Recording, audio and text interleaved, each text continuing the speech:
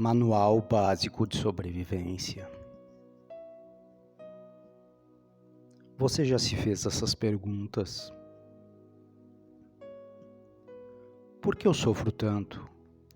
Por que a minha vida é tão vazia? E por que ela não tem sentido? Por que me sinto tão só? Por que perdi a esperança no futuro? Que rumo esse mundo tomará?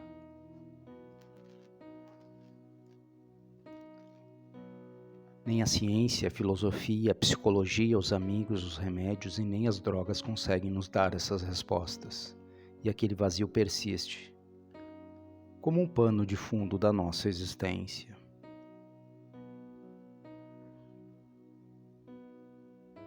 E se eu te contasse que até agora você viveu uma mentira? Muito bem contada, por sinal. O que você me diria? Isso é teoria da conspiração? Vivemos na Matrix? A resposta é não.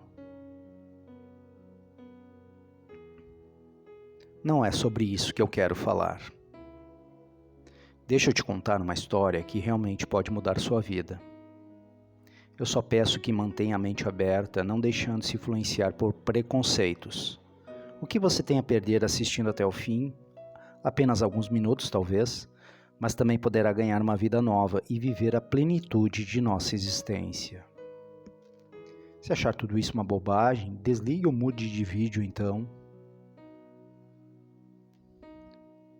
e volte a mergulhar no seu vazio existencial. Que bom que você ainda está aí. É um sinal que você está interessado em descobrir a verdade. E só para deixar bem claro, isso não se trata de uma história infantil. Nossa história começa há muitos e muitos anos atrás, em um reino perfeito, sem violência, sem guerra, sem morte, onde o amor, a paz e a justiça imperavam. Tudo era perfeito e bom. O rei dessa história é o maior mistério do universo. O que podemos fazer é crer e louvar, pois ele é um e ao mesmo tempo três. Uma família formada pelo Pai, o Filho e o Espírito Santo. Tudo ia bem até que um dia o rei, criador de tudo que existe, percebeu a vaidade crescendo em um de seus súditos, justamente naquele que, de todas as criaturas, era o que mais perto chegava do Pai. Ele era um anjo lindo e perfeito, o chefe de todas as ordens angelicais. Seu nome era Lúcifer. A lei de Deus é santa, justa e boa, porque Deus é santo, justo e bom. Se Deus é justo e bom, Ele não obriga ninguém a ser fiel por medo, Ele respeita nosso livre-arbítrio, Ele deseja nosso coração. Todas as tentativas de Deus para convencer que Lúcifer estava no caminho errado foram em vão, e a maldade crescia em seu coração, ao ponto de ele desejar ser igual ao Pai. Em um universo perfeito, onde não existia maldade, Lúcifer convenceu um terço dos anjos e induziu muitos a duvidar sobre a perfeição do caráter de Deus. Ele é a origem do mal.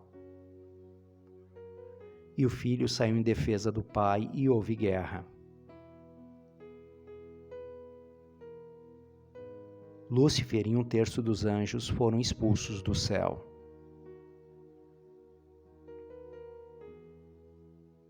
Os anjos caídos foram lançados no abismo.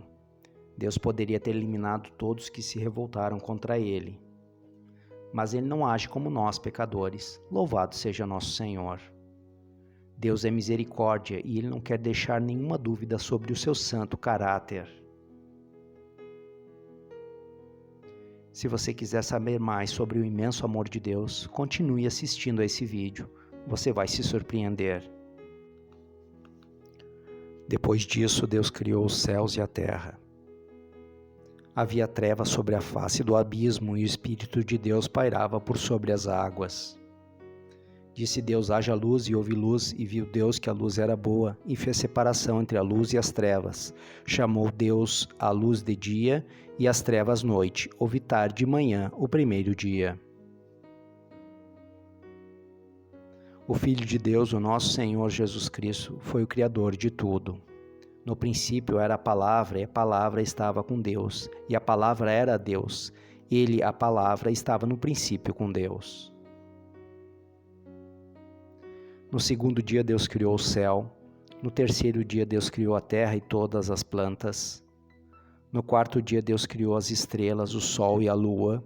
No quinto dia Deus criou os animais marinhos e as aves do céu.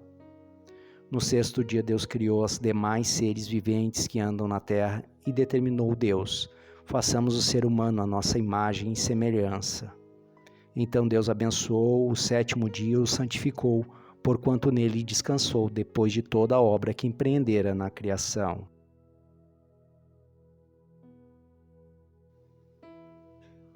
Então formou o Senhor Deus ao homem do pó da terra e soprou nas narinas o fôlego de vida, e o homem passou a ser alma vivente. Deus fez Adão o governante deste mundo e lhe determinou que enchesse a terra, sujeitando-a. Por não sofrerem das consequências do pecado, Adão e Eva eram extremamente inteligentes. Fazer-nos pensar ao contrário, acreditando que eles eram ingênuos e não sabiam sobre o pecado, foi um dos enganos de Satanás. Você deve estar se perguntando: e o Big Bang? E a teoria da evolução? Vou te responder fazendo mais perguntas. Pode uma explosão formar um relógio suíço do nada? Se não pode, como explicar então a perfeição do universo sem um Criador?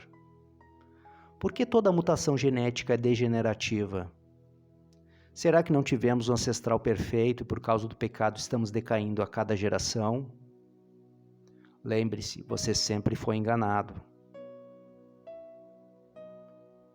Se você acredita que viemos do jardim zoológico e não do jardim do Éden, pesquise sobre o aprendizado da linguagem humana. Isso eles não ensinam na escola. A fala dos seres humanos não é espontânea, não é instintiva como o latido de um cão. Ela é derivada de um aprendizado que só pode ser ensinado nos primeiros anos de vida.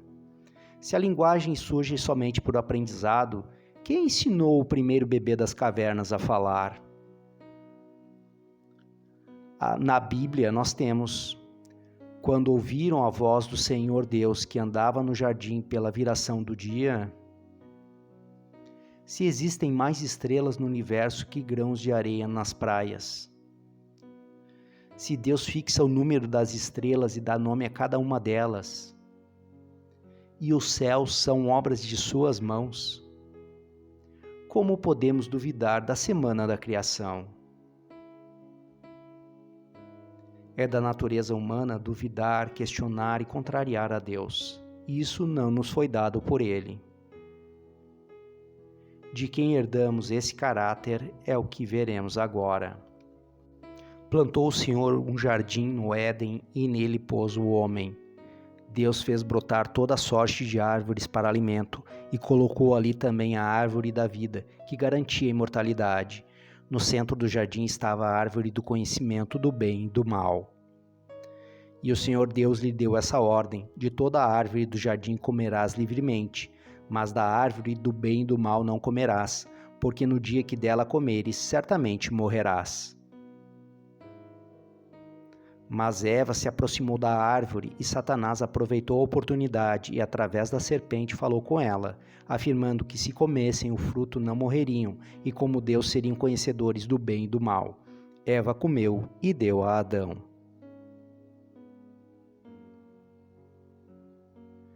Se Adão e Eva conviviam com o Senhor e conheciam somente o bem, eu pergunto, por que querer conhecer o mal? Não condene-os. Você faria o mesmo se estivesse no lugar deles. Ao comerem o fruto proibido, Adão e Eva pecaram. Mas o que é o pecado? Pecado é a transgressão da lei. O que é a transgressão? Transgressão é violação, infração, não cumprimento de uma lei. Ao pecar, Adão foi contra a ordem de Deus, preferindo ser rebelde como Lúcifer. Com isso, ele deixou de ser o governante deste mundo, dando esse título a Satanás. e assim Adão herdou o caráter do governante deste mundo, transmitindo aos seus descendentes. Deus é perfeito, e o salário do pecado é a morte. Pecado é pecado, não existe tamanho. Como as pequenas peças de um relógio, nada na criação pode estar em desacordo. Um pecado leva a outro pecado ainda maior. Satanás continua seus esforços para tornar o pecado menos ofensivo, o céu menos atraente, o inferno menos horrível e o evangelho menos urgente. Após o pecado, Adão e Eva perderam suas vestes de glória e perceberam sua nudez, tiveram medo e se esconderam de Deus. O pecado nos afasta de Deus, mas é Deus quem nos procura. No Éden, ele perguntou a Adão: "Onde estás?" E viu Deus o que fizeram. E Adão disse: "Visto que atendeste à voz da tua mulher e comeste da árvore que eu te ordenara não comesse, maldita é a terra por tua causa. Em fadigas obterás sustento durante os dias da tua vida." Adão e Eva foram expulsos do Éden e perderam a imortalidade, pois não tinham mais acesso à árvore da vida. Houve uma degradação do planeta. Sua existência ficou difícil, pois antes, onde só havia vida, agora surgiu a morte. Compreende agora de onde vem o estresse de seu trabalho? E agora, qual seria o destino da raça humana depois do pecado? Dor e sofrimento? Morte eterna? Não! Nós temos um Deus misericordioso, louvado seja o nosso Senhor. Ele nunca, jamais deixaria uma de suas criaturas sem a chance de salvação. Ele é um Deus de amor. O inimigo é que distorceu o seu santo caráter para que deixássemos de amá-lo. Mas o que fazer então? Se o salário do pecado é a morte, Deus, em sua infinita misericórdia, enviaria um substituto para ser sacrificado em nosso lugar, pelos nossos pecados, para termos novamente o direito à vida eterna e vivermos ao seu lado. Como não era o tempo da sua vinda, ele pediu o sacrifício de um representante, um animal que o simbolizasse até a sua chegada. Fez o Senhor Deus vestimenta de peles para Adão e sua mulher e os vestiu. Ao colocarem essas roupas, significa que eles aceitaram a justiça de Deus. Apresentaremos agora um pequeno resumo do plano da salvação. Deus conhece o fim desde o início. Ele sabia que muitos não aceitariam a sua justiça e profetizou no Éden antes de expulsar Adão e Eva. Então o Senhor Deus disse à serpente: "Porém inimizade entre ti e a mulher, entre a tua descendência e o seu descendente. Este te ferirá a cabeça e tu ferirás o calcanhar." Podemos ver nessa profecia duas descendências que são antagônicas. Uma que pertence à serpente, que representa Satanás e seus seguidores, e a outra que é o povo de Deus. A qual delas você pertence? Está certo disso? Mas qual animal? Um cordeiro.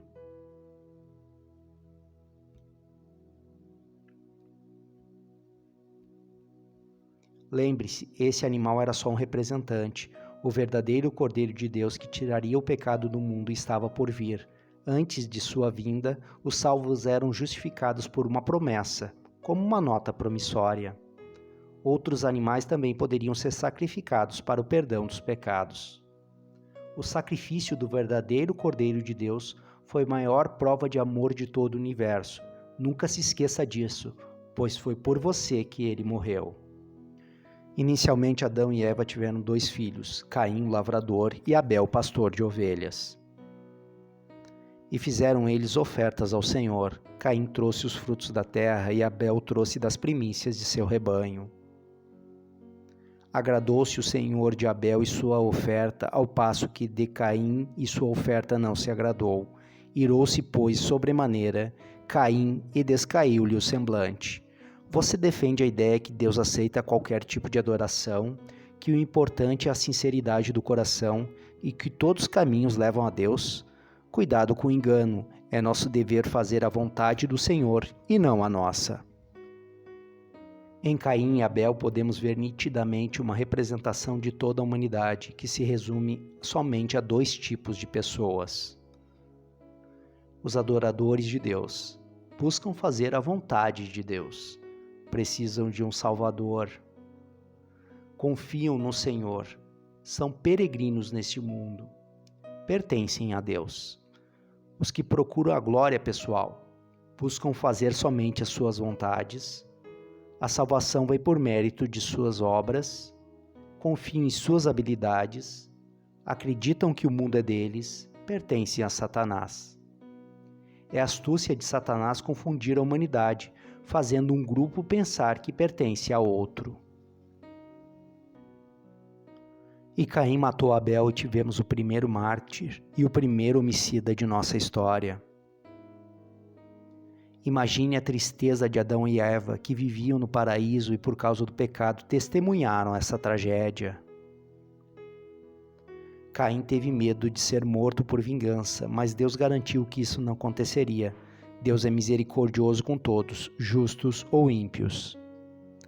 Depois disso nasceu Sete, Adão e Eva tiveram mais filhos e filhas.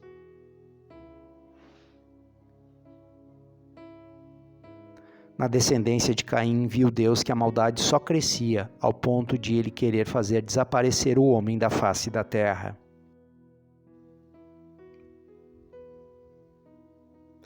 Porém, Noé achou graça diante do Senhor. Noé era um homem justo e íntegro entre seus contemporâneos.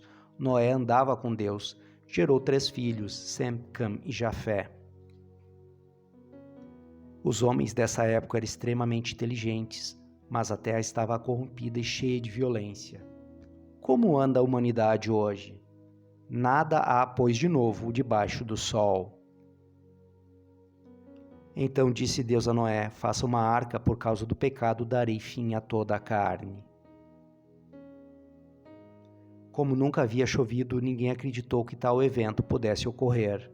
Noé, sua família e os animais entraram na arca, e choveu por 40 dias e tudo foi coberto pelas águas. Somente os que estavam na arca sobreviveram. Pois assim como foi nos dias de Noé, também será a vinda do Filho do Homem. O inimigo faz de tudo para manter-nos descrentes e adormecidos, impedindo a nossa salvação. E Deus fez uma aliança com Noé e seus descendentes, que nunca mais destruiria o mundo pelas águas. Criou ele o arco-íris como símbolo dessa aliança. E hoje, para você, o que representa o arco-íris? E a terra começou a ser repovoada pelos descendentes de Noé. Deus queria que os homens se espalhassem pela terra, mas eles se aglomeraram em um só lugar, falavam apenas uma língua e começaram a construir uma torre.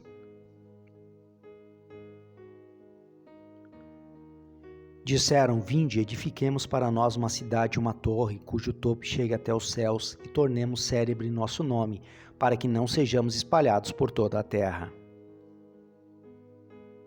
Então o Senhor confundiu a língua e surgiram vários idiomas, e eles não se entendiam. Os homens se dispersaram e cessaram de edificar a cidade. Por isso recebeu o nome de Babel. Em nossos dias, com a globalização, onde temos ecumenismo de todas as religiões, um idioma mundial, uma cultura global, e estamos caminhando para um governo central, eu pergunto: isso é da vontade de Deus? Até onde vai a arrogância do homem? Talvez você esteja em dúvida se deve ou não continuar assistindo a este vídeo. Lembre-se, o campo de batalha entre o bem e o mal está em sua mente, através da influência no seu inconsciente. Não foi dado ao homem a capacidade de ver esse conflito, mas a ele foi dado o direito da escolha. O anjo do Senhor acampa-se ao redor dos que o temem e os livra. É artimanha de Satanás ocultar-se a si mesmo, pois não existindo, ele pode agir livremente, dominando, fazendo-nos crer que estamos seguindo a nossa própria consciência. Passaram-se algumas gerações e da descendência de Sem escolheu Deus Abrão e pediu que ele saísse de sua terra, Ur dos Caldeus. Ora, disse o Senhor a Abrão, sai da tua terra, da tua parentela e da casa de teu pai, e vai para a terra que te mostrarei. De ti farei uma grande nação, e te abençoarei, e te engrandecerei o nome. Sê tu uma bênção, em ti serão benditas todas as famílias da terra. Abrão, que Deus depois muda seu nome para Abraão, pai de um grande povo, é chamado de o pai da fé, pois seguiu a Deus, abandonando a segurança de sua terra, sua família e os seus negócios, para tornar-se um peregrino, enfrentando todos os perigos daquela viagem, por uma promessa na terra de Canaã, na qual seria o pai de uma grande nação, mesmo sua mulher, Sara, sendo de idade avançada e estéril. Você teria coragem de abandonar tudo para seguir a Deus? Sara deu à luz a Isaque com 90 anos. Quando Isaque estava na adolescência, Deus pôs à prova a fé de Abraão. Toma teu filho, teu único filho Isaque, a quem amas, e vai-te à terra de Moriá.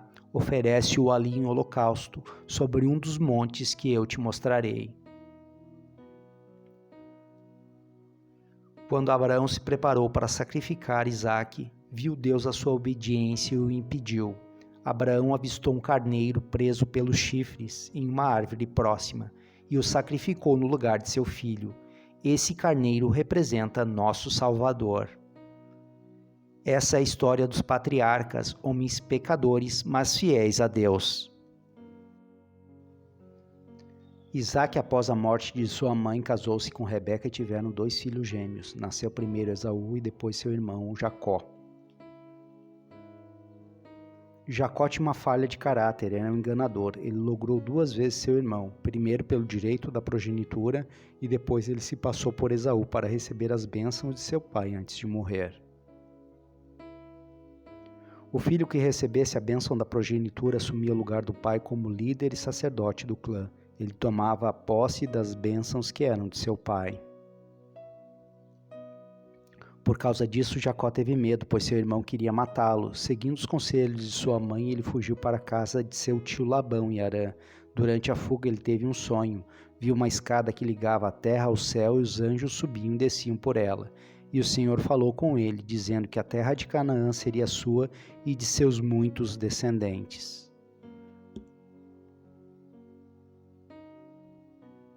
Essa escada representa o Filho do Homem, o Messias, aquele que trouxe a salvação e que levará os homens até o Pai.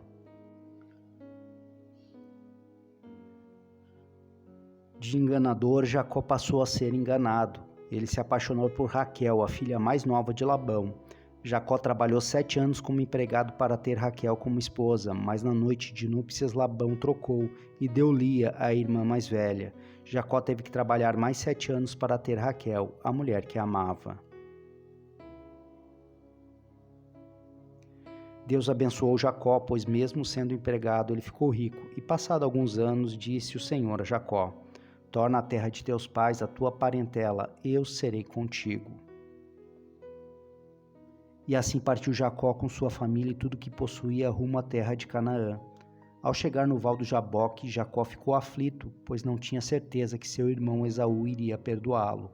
Antes de encontrar com seu irmão, ele lutou a noite inteira com um homem que lhe deslocou a coxa. Jacó não deixou esse homem ir embora sem antes lhe abençoar. Então Deus abençoou e mudou seu nome para Israel, pois como príncipe lutou com Deus e com homens e prevaleceu.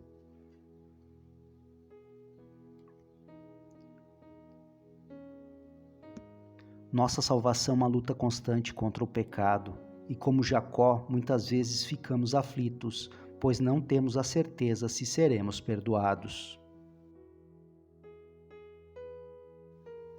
Jacó foi perdoado por seu irmão Esaú e viveu na terra de Canaã com suas 2 mulheres, suas 2 servas e seus 11 filhos.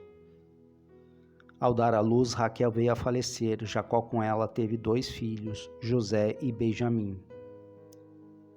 Dos seus 12 filhos, Jacó amava mais José, pois era o filho de sua velhice. Ele mandou confeccionar uma túnica de mangas compridas para José, que indicava quem seria o futuro líder daquela tribo.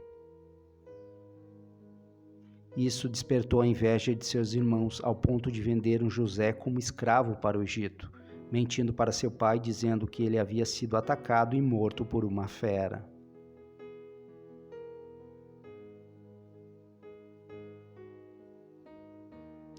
Mesmo nos piores momentos, Deus os transforma em bênçãos. A história de José como escravo no Egito é um testemunho disso. José foi vendido para um oficial do faraó chamado Potifar. Vendo Potifar que o Senhor era com ele e tudo o que ele fazia o Senhor prosperava em suas mãos, logrou José mercê perante ele, a quem servia, e ele o pôs como mordomo de sua casa e sobre tudo o que tinha. A mulher de Potifar ficou atraída por José e queria deitar-se com ele, mas ele recusou, pois era fiel ao seu senhor. Porém, ela mentiu, alegando que José tentou agarrá-la. Como punição, José foi lançado no cárcere, onde ficavam os presos do faraó. Mesmo na prisão, o Senhor estava com José, pois até o carcereiro lhe confiou todos os presos e a administração daquele lugar. José tinha o dom de interpretar os sonhos, e na prisão ele conheceu o copeiro-chefe do faraó. O copeiro teve um sonho e José lhe garantiu que em pouco tempo ele retornaria ao seu antigo cargo.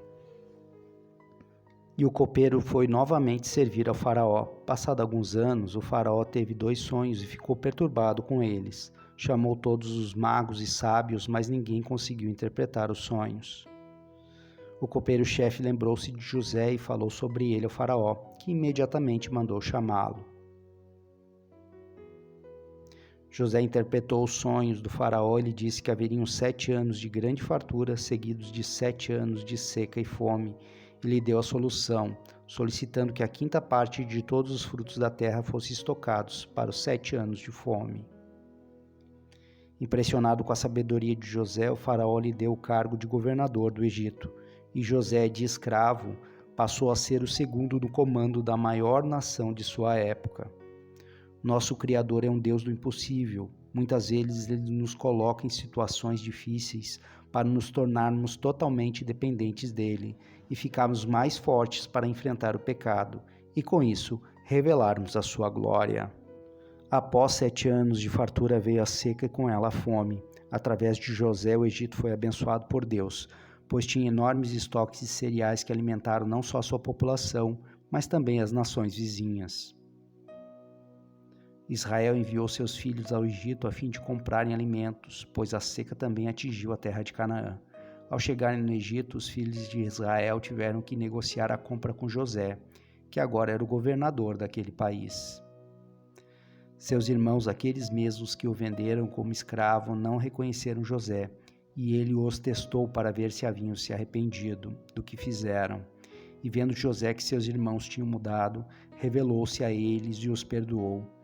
José é um representante do Messias que estava por vir, pois todo o seu sofrimento foi convertido em salvação para seus irmãos.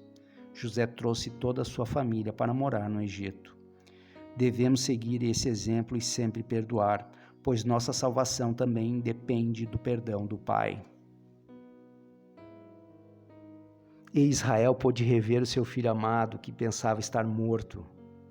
Esta é a história dos patriarcas, homens fiéis, escolhidos por Deus para darem origem a um povo, uma nação, que serviria de exemplo para todo mundo e mostraria o caminho certo. Mesmo com seus pecados, esses homens foram provados e se deixaram ser guiados por Deus. Imagina o que Deus pode fazer com a sua vida. São estes os nomes dos filhos de Jacó.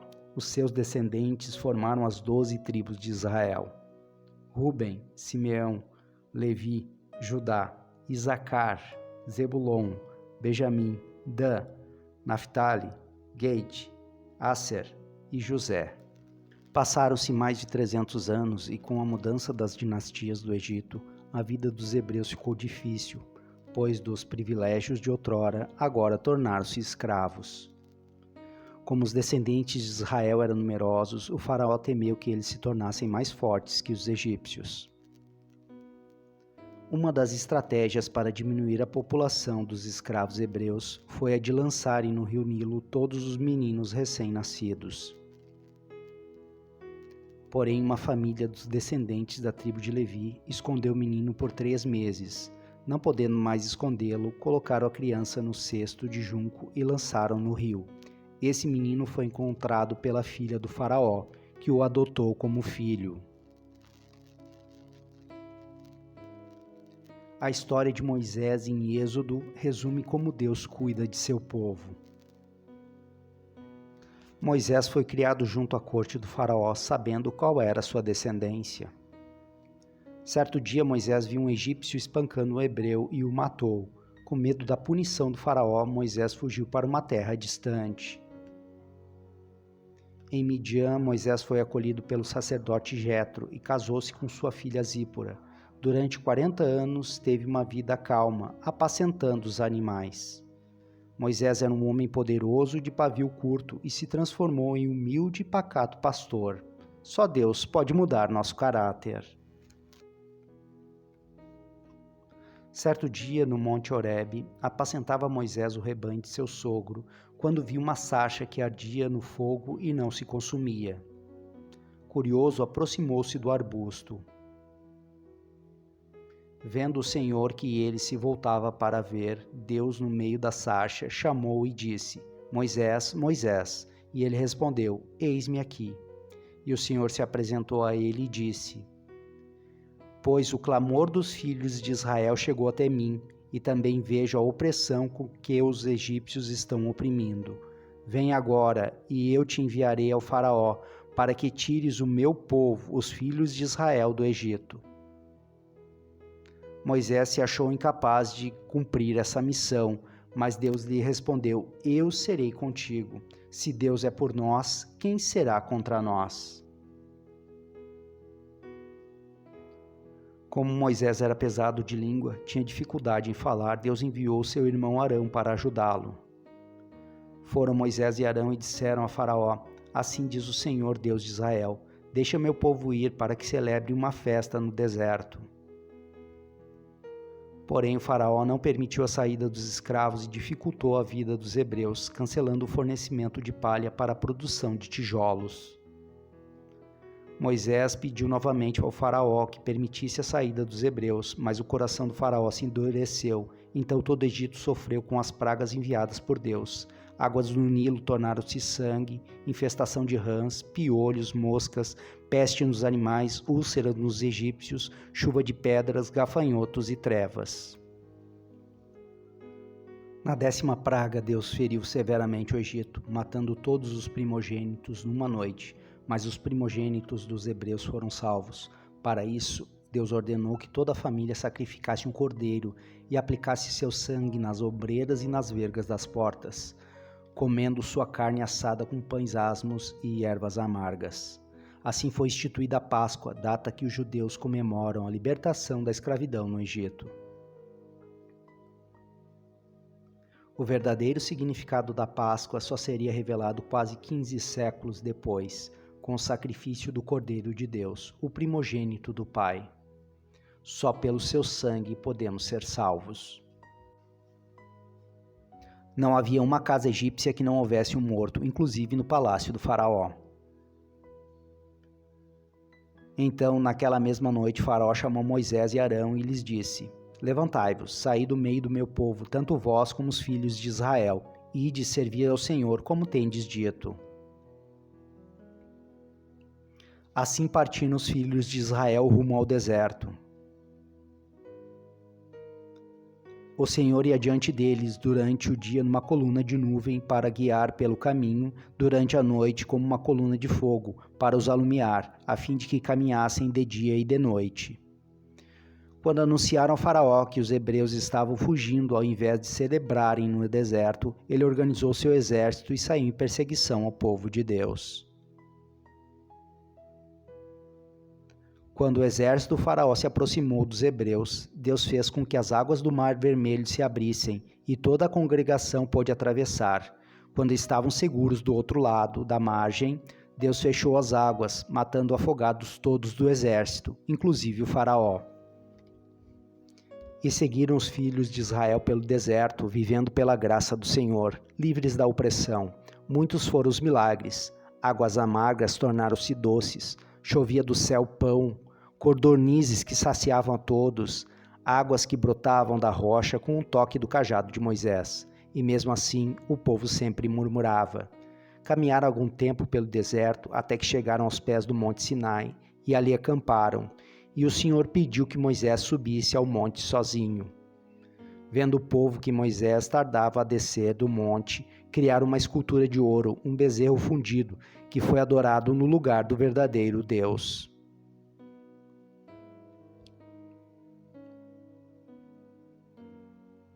Ao retornar, Moisés, vendo a adoração do povo a uma imagem, irou-se e quebrou a tábua que trazia, contendo os mandamentos de Deus.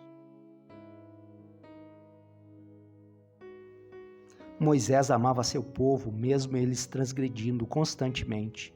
Muitas vezes ele intercedeu para que Deus não destruísse os hebreus.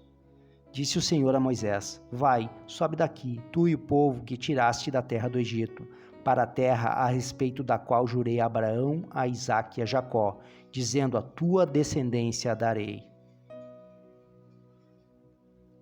Então disse o Senhor a Moisés: Lavra 2 tábuas de pedra como as primeiras, e eu escreverei nelas as mesmas palavras que estavam nas primeiras, que quebraste. Como Moisés, temos que pacientemente interceder e perdoar a todos. Os 10 mandamentos, a lei moral escrita pela mão de Deus.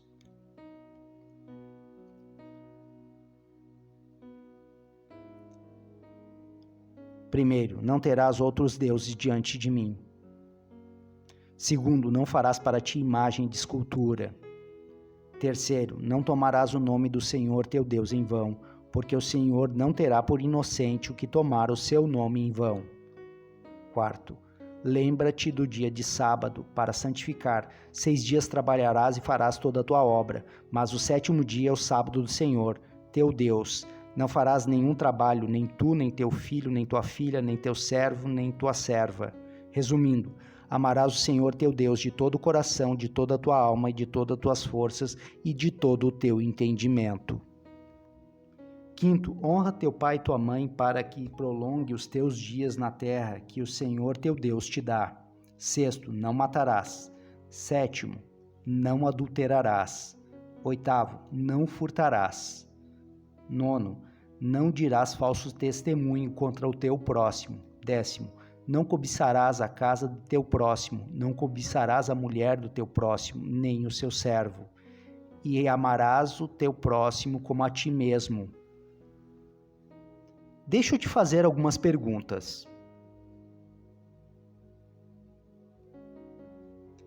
Esse Deus maravilhoso, que é um Deus de promessas, que nos ama, que nos procura, que nos perdoa, que é perfeito, o Criador de tudo, mudaria sua lei que é santa, justa e boa? Pode um homem alterar as leis que Deus escreveu pela sua própria mão? Por que todas as suas leis não são seguidas pela grande maioria?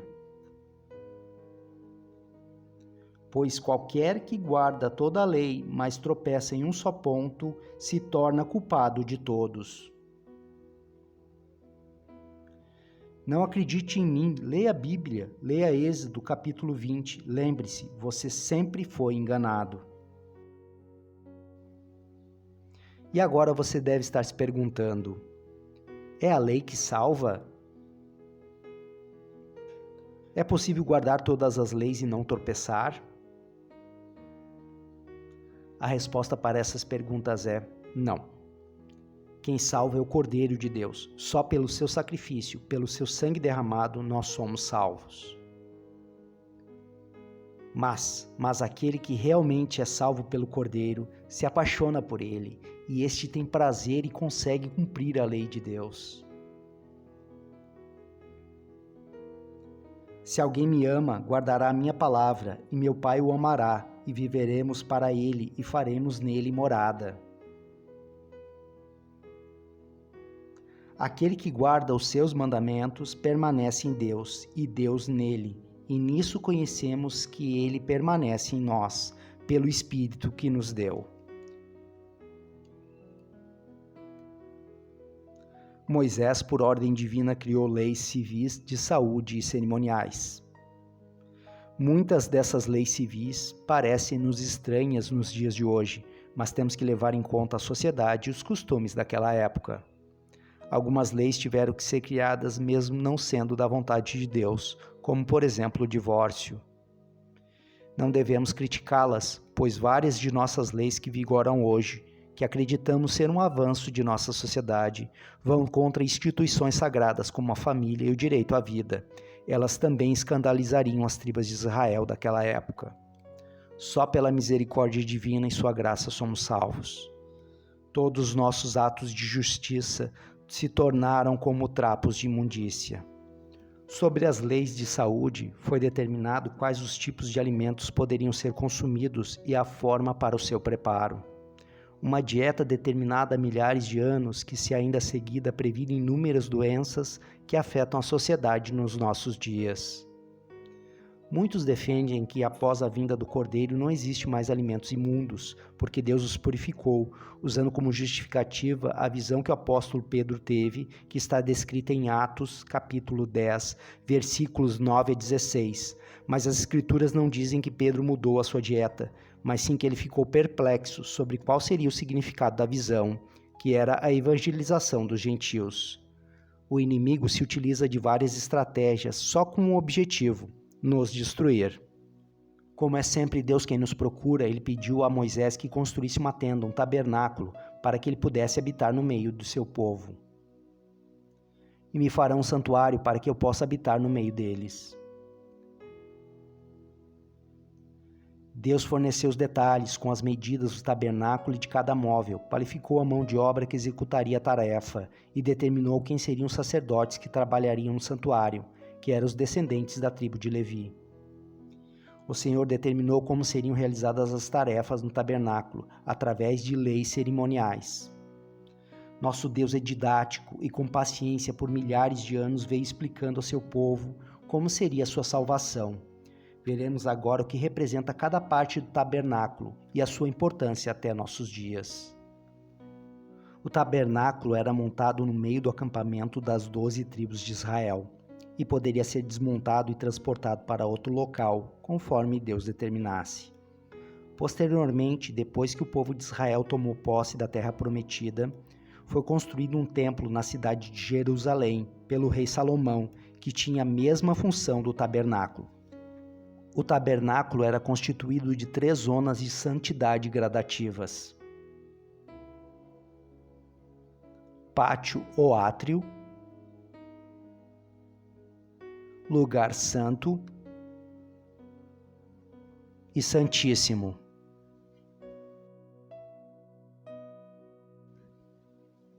Somente os sacerdotes poderiam entrar no santuário. Eles representavam o mediador, aquele que faz a ponte entre Deus e o pecador. O tabernáculo é o local onde Deus se apresentava para o povo de Israel, mas era muito mais que isso. Os rituais para expiação dos pecados ilustravam o plano da salvação. O santuário, a casa de Deus, era uma cópia imperfeita do santuário celestial e representava o próprio Cordeiro de Deus e o seu sacrifício que estava por vir.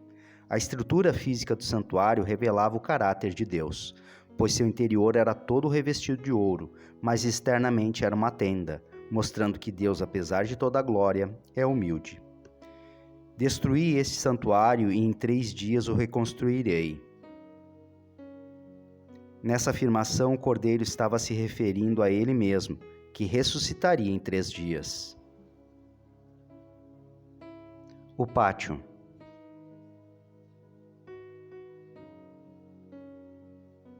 Na entrada do pátio ficava o altar de holocaustos, onde eram oferecidos os sacrifícios de ofertas queimadas em favor do povo de Israel e as ofertas pelos pecados. Ele também representa o Calvário, o sacrifício do Cordeiro de Deus no lugar de todos os pecadores. A pia de bronze estava localizada na entrada do santuário. Ali os sacerdotes deveriam lavar-se antes de ministrar os sagrados ritos. Ela representa a pureza que todos devem ter para servir a Deus.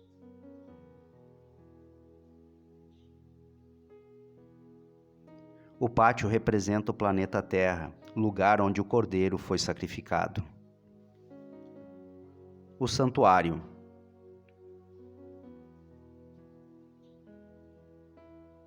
O santuário era dividido em 2 ambientes, o lugar santo e o santíssimo.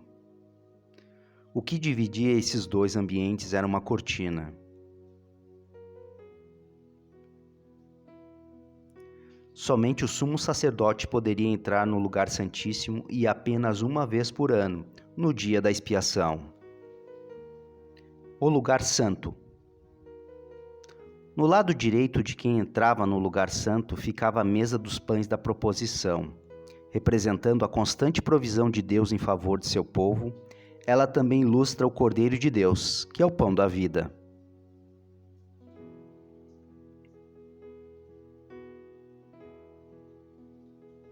No lado esquerdo ficava o candelabro. Constantemente aceso, servia para iluminar o santuário. As suas 7 lâmpadas revelam a perfeição de Deus, e o azeite utilizado nele representa a unção do Espírito Santo. O candelabro aponta para o Cordeiro, que é a luz do mundo.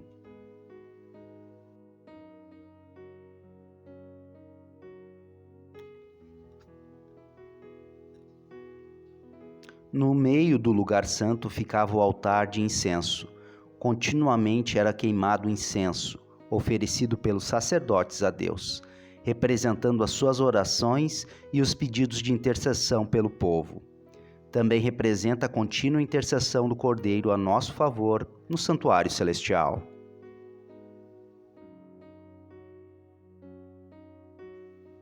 O lugar santíssimo. No lugar santíssimo ficava o móvel mais importante do tabernáculo, a Arca da Aliança e sua tampa, chamada de propiciatório.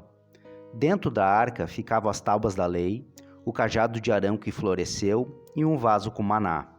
Em cima do propiciatório haviam esculpidos 2 querubins que olhavam com reverência para as leis de Deus. Na arca, Deus revelava a sua presença e sua glória através da Shequiná. A arca representa a justiça, a graça e a misericórdia de Deus, e também o seu trono no santuário celestial. No ano da morte do rei Uzias, eu vi o Senhor assentado sobre um alto e sublime trono, e as abas de suas vestes enchiam o templo. Serafins estavam por cima dele. A rotina do tabernáculo. Todos os dias, pela manhã e à tarde, um sacrifício era ofertado. O ofertante levava um animal até a entrada do tabernáculo e colocava as mãos sobre ele, confessava os seus pecados e o próprio pecador imolava a vítima. Com esse sacrifício, Deus estava ensinando ao seu povo que o salário do pecado é a morte, e que os nossos pecados exigem um substituto. Para o seu perdão, o sangue de um inocente tem que ser derramado. O sacerdote recolhia e realizava os ritos de manipulação do sangue de acordo com o tipo de sacrifício oferecido. A carne do animal era lançada no altar de holocausto.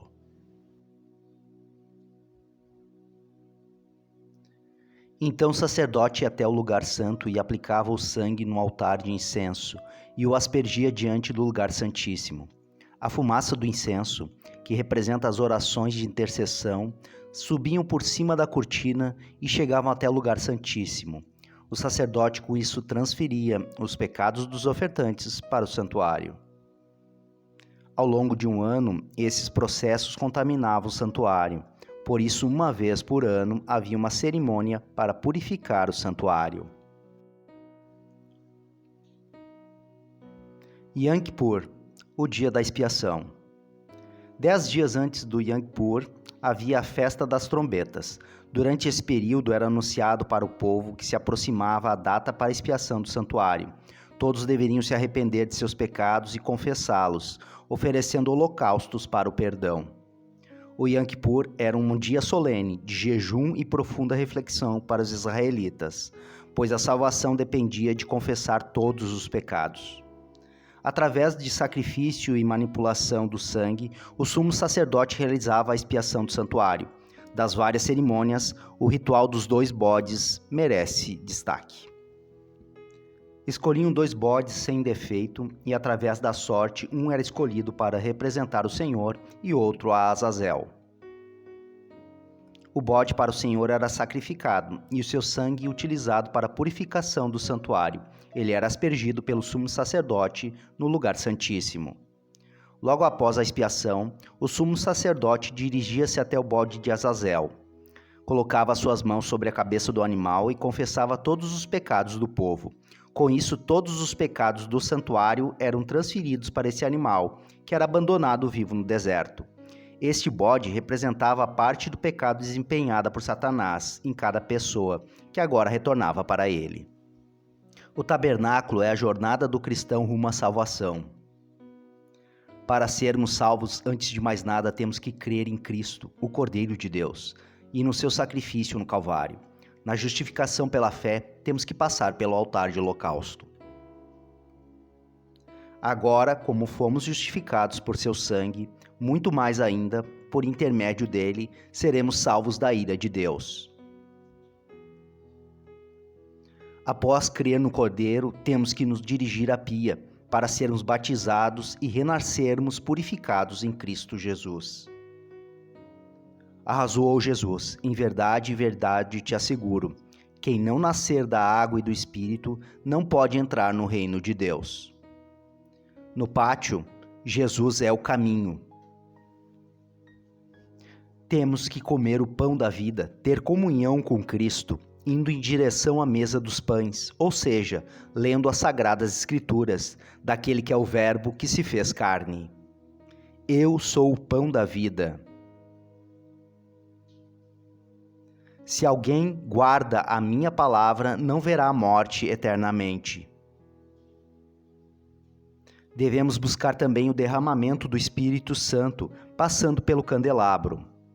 Quando, porém, vier o Consolador, que eu vos enviarei da parte do Pai, o Espírito da verdade, que dele procede, esse dará testemunho de mim. E todos os dias dobremos nossos joelhos e orando ao Pai, pedindo perdão pelos nossos pecados, em nome de Jesus, assim como era no altar de incenso. Se me pedires alguma coisa em meu nome, eu o farei.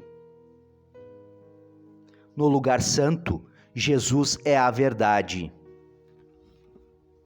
Tudo isso para que no dia do juízo, no lugar santíssimo, Deus tenha misericórdia de nós e nos perdoe, e que pelo sangue de Jesus possamos ganhar a vida eterna. E faço misericórdia até 1000 gerações daqueles que amam e guardam os meus mandamentos. Porque Deus amou o mundo de tal maneira que deu seu Filho unigênito para que todo o que nele crê não pereça, mas que tenha a vida eterna. No Santíssimo, Jesus é vida e vida eterna. Respondeu-lhe Jesus: eu sou o caminho e a verdade e a vida. Ninguém vem ao Pai senão por mim. Tendo, pois, a Jesus, o Filho de Deus, como grande sumo sacerdote, que penetrou os céus, conservemos firmes a nossa confissão, porque não temos um sumo sacerdote que não possa compadecer-se de nossas fraquezas. Antes, foi ele tentado com todas as coisas, à nossa semelhança, mas sem pecado. Se desde a queda do homem no jardim do Éden, por 4000 anos, Deus veio mostrando que o único que salva é o Cordeiro de Deus, e o próprio Jesus, o nosso sumo sacerdote, afirmou que ninguém vai a Deus senão por ele, eu pergunto: você pode ousar pedir pela sua salvação para outra criatura pecadora que não seja o próprio Jesus? Lembre-se, você sempre foi enganado.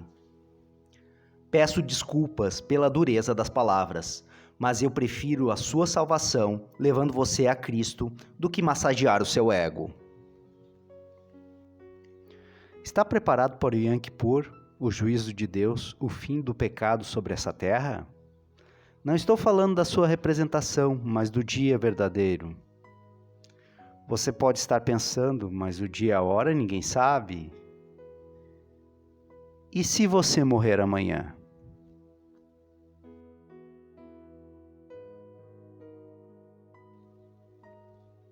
A mensagem do primeiro anjo.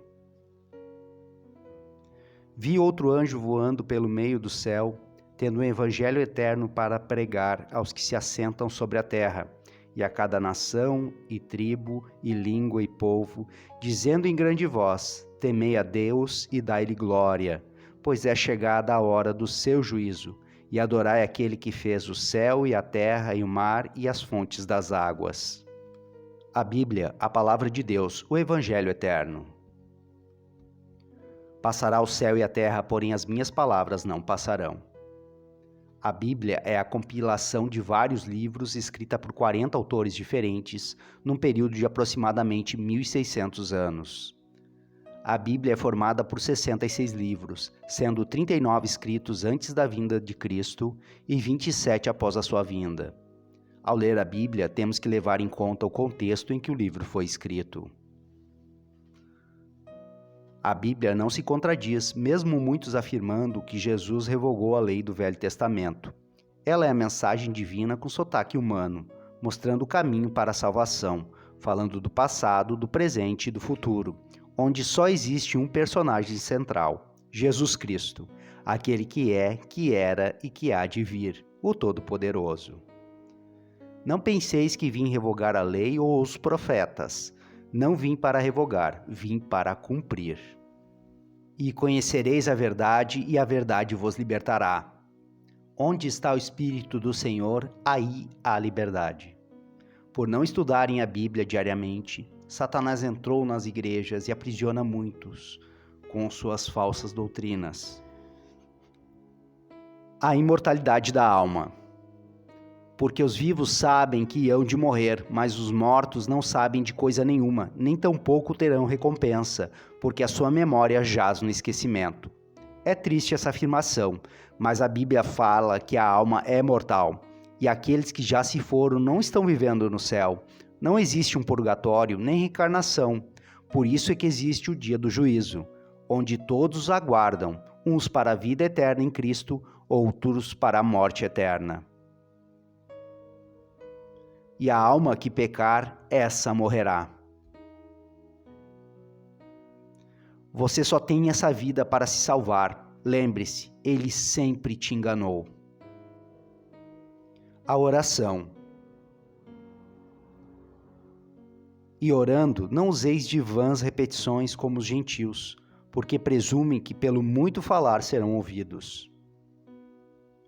O certo é orar sozinho, em silêncio, com calma e tempo de comunhão, com o coração sincero e joelhos dobrados, implorando ao Pai perdão pelos seus pecados e o derramamento do Espírito Santo, em nome de Jesus. Aquietai-vos e sabeis que eu sou Deus. Adoração. Nunca subestime a inteligência de Satanás, ele tem mais de 6.000 anos de experiência. Ele sabe que toda criatura feita por Deus só tem um objetivo: adorar a Deus. A sua realização é desviar-nos deste caminho, deixando de adorar a Deus para adorar qualquer outra coisa: dinheiro, status, sexo, cultura, política, futebol. Não fomos criados para sermos livres, somos servos de um bondoso Deus. Quando pensamos estarmos livres, nos tornamos escravos de nossos desejos. Ficais atentos a vós mesmos, para que vosso coração não se deixe seduzir, e não vos desvieis para servir a outros deuses, prostrando-vos em adoração perante eles. Imagens. Não farás para ti imagens de escultura, nem semelhança alguma do que há em cima nos céus, nem embaixo da terra, não as adorarás, nem lhes dará culto. Alguns defendem que Moisés, quando o povo foi atacado no deserto pelas serpentes, obrigou-os a adorar a imagem de uma serpente de bronze. A Bíblia relata que, por causa da adoração, essa escultura foi destruída pelo rei Ezequias. Na verdade, Moisés estava ilustrando o Cristo na cruz, que se tornou pecado para nos salvar. E de modo que Moisés levantou a serpente no deserto, assim importa que o Filho do Homem seja levantado, para que todo o que nele crê tenha a vida eterna. Batismo. Arrependei-vos e que cada um de vós seja batizado em nome de Jesus Cristo para a remissão de vossos pecados, e recebereis o dom do Espírito Santo. Quem crer e for batizado será salvo, quem, porém, não crer será condenado. Pode uma criança recém-nascida crer e se arrepender de seus pecados para ser batizada? É a intenção do inimigo que você nunca tenha comunhão com Cristo através do Espírito Santo. Daí você questiona, por que as coisas do mundo são tão sedutoras e fáceis? Por que seguir a Cristo é tão difícil? E apesar de todo o esforço, não saímos do lugar e desanimamos. É porque Satanás nos cercou de mentiras e ele sabe que o pecado nos afasta de Deus. E vivendo nos seus enganos, pecando, transgredindo a lei de Deus, acreditamos que estamos no caminho certo. Por se desviarem do caminho de Deus, 600 anos antes da vinda de Cristo, o povo de Israel foi enviado como escravo para a Babilônia, e lá, a duras custas, permaneceu por quase 70 anos. Babilônia se tornou o símbolo do reino de Satanás e a sua apostasia. No tempo do fim, Babilônia representa a igreja contaminada com as falsas doutrinas.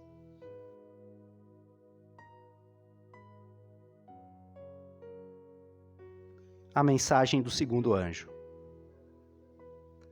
Seguiu-se outro anjo, o segundo, dizendo: Caiu, caiu a grande Babilônia, que tem dado a beber a todas as nações do vinho da fúria da sua prostituição. Por que Deus não destrói Satanás?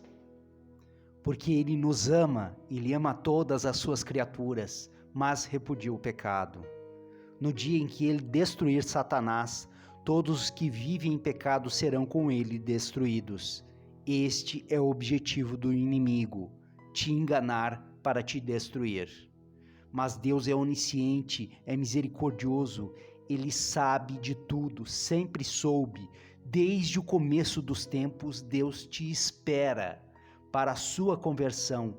Foi ele que te trouxe até este momento, para que você se decida por ele, aceite a Jesus e se arrependa de seus pecados e seja salvo. Cristo é o mediador de uma nova aliança, para que todos aqueles que são chamados recebam a promessa da herança eterna. Uma aliança é como um contrato, para ser válido tem que ser bilateral. Cabe a nós nessa aliança a obediência à lei de Deus. Por que Deus nos ama tanto? Esse é o mistério da piedade que não compreendemos, mas aceitamos e louvamos, eternamente agradecidos. Quem pode compreender a grandeza de um Deus que é um e ao mesmo tempo três?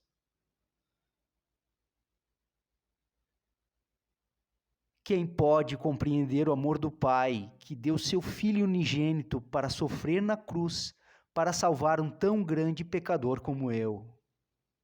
Quem pode compreender o amor do Filho, o Rei dos Reis, que por escolha própria desceu da glória para sofrer na carne toda a humilhação e dor, enfrentando a morte para me dar a vida eterna?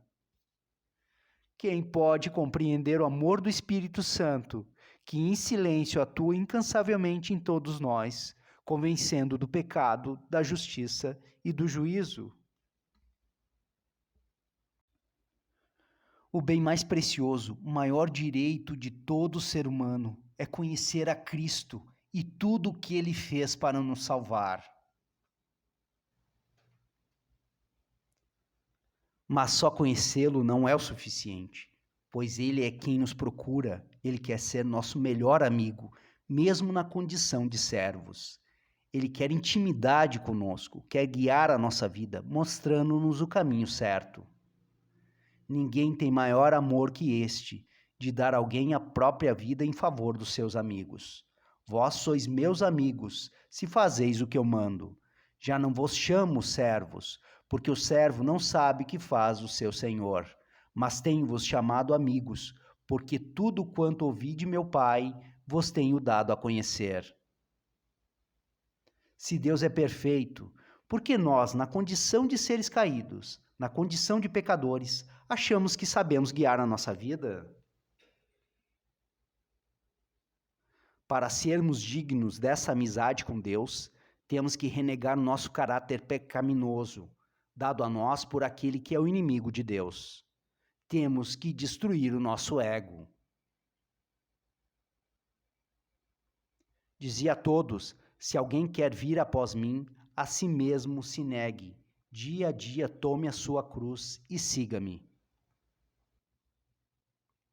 Nos últimos dias sobrevirão tempos difíceis, pois os homens serão egoístas, avarentos, jactanciosos, arrogantes, blasfemadores, desobedientes aos pais, ingratos, irreverentes, desafeiçoados, implacáveis, caluniadores, sem domínio de si, cruéis, inimigos do bem, traidores, atrevidos, enfatuados, mais amigos dos prazeres do que amigos de Deus. Ao avaliar a nossa sociedade hoje, você tem alguma dúvida que estamos no fim dos tempos? Entende que neste grande conflito, Satanás usa todas as suas artimanhas, te enganando para dominar o seu pensamento e as suas ações, fazendo você deixar de adorar a Deus para adorá-lo? Seus pensamentos representam a fronte e as suas ações representam a mão. Esta é a marca da besta. Amarás, pois, o Senhor teu Deus de todo o teu coração, de toda a tua alma e de toda a tua força.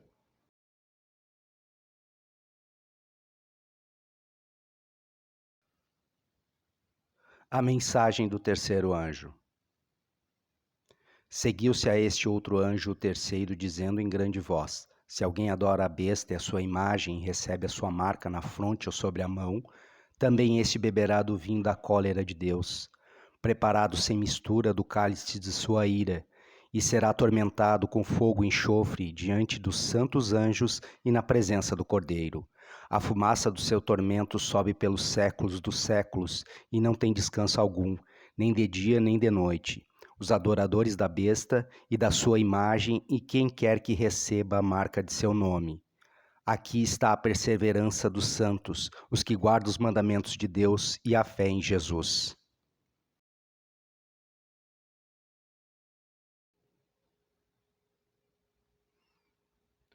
Observe os costumes que a sociedade te impõe, a forma que você se diverte, o que faz para se enturmar, os programas que você e sua família assistem. Repare as músicas que você ouve, atente para a sua alimentação, a forma com que você se veste. Veja onde você mora, a agitação, o consumismo, a libertinagem, as drogas, a poluição e a violência. Note que quase todos esqueceram do quarto mandamento, o santo sábado do Senhor. Satanás estudou muito bem o ser humano. Ele sabe que não conseguimos viver sozinhos. Então ele se utiliza do coletivo para cercar você com as suas armadilhas.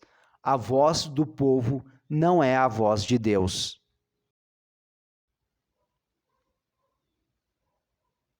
Não seja ingênuo, nada que te oferecem é inofensivo.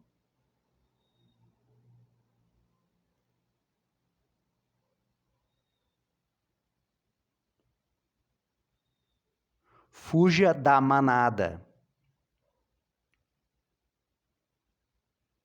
Desça agora, pois o muro pertence a Satanás.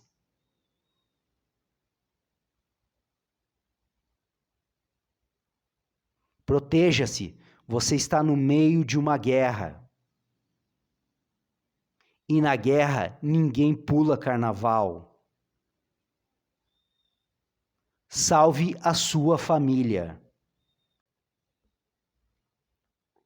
Porquanto se levantará nação contra nação, reino contra reino, e haverá fomes e terremotos em vários lugares. Porém, tudo isso é o princípio das dores. Então sereis atribulados e vos matarão. Sereis odiados de todas as nações por causa do meu nome. Agora você já sabe que rumo esse mundo tomará. Entende quem trouxe o sofrimento para a humanidade.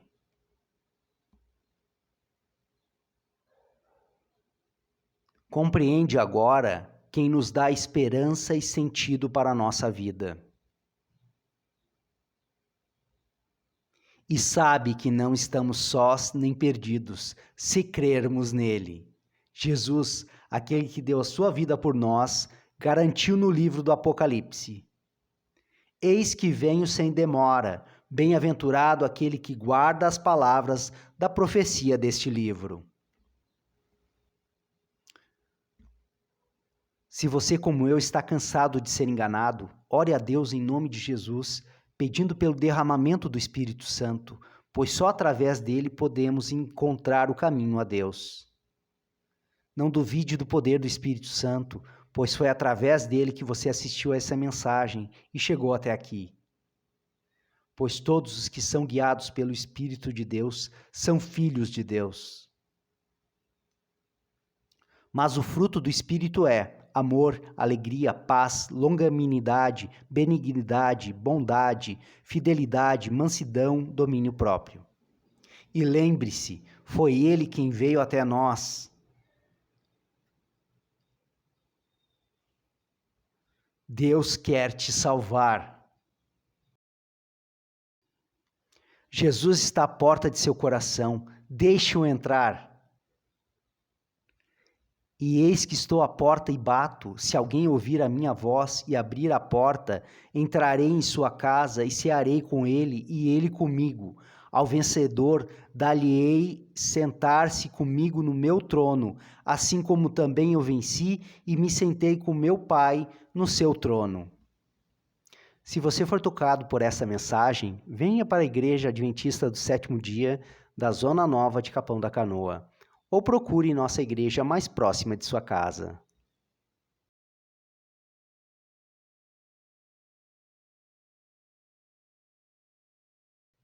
Se quiser aprender mais sobre as profecias do Apocalipse que são para os nossos dias, venha participar de nossos cursos. Nos reunimos para os cursos nas quartas e nos domingos a partir das 19h30. Nossos cultos são aos sábados a partir das 9 horas. Se você gostou dessa mensagem, compartilhe com quem você ama. E disse-lhes: Ide por todo o mundo e pregai o evangelho a toda criatura. Disse Jesus: Eu sou a luz do mundo. Aquele que me segue não andará em trevas, mas terá a luz da vida. Alegrai-vos na esperança, sede pacientes na tribulação, perseverais na oração. Porque Ele vive.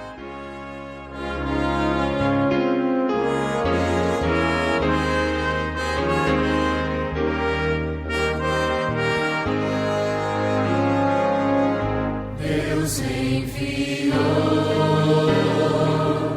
seu Filho amado para sofrer em meu lugar,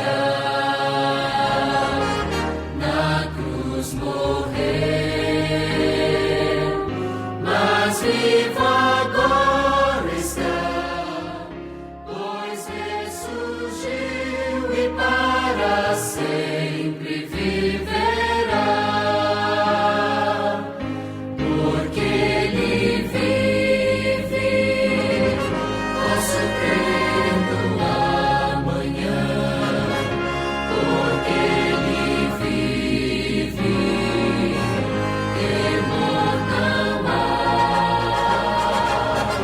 Eu sei que minha vida não será mais vã, pois meu futuro em suas mãos agora está. Quão grato é